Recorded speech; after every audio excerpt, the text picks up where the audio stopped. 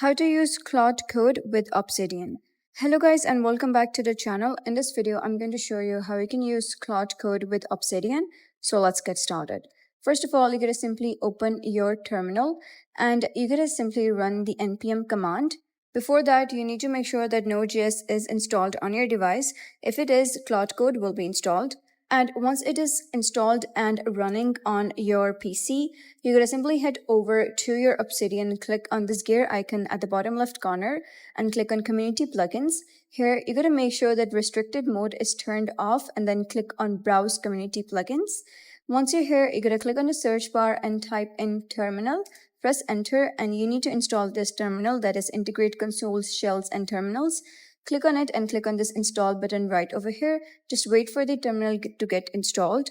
Once it's done, you're going to click on enable over here, and as soon as you click on enable, you'll be able to see a terminal icon appear in the left sidebar. So you're going to click on open terminal and then click on this one, that is integrated Win32 integrated default. Click on that and you'll be able to see terminal open in front of you.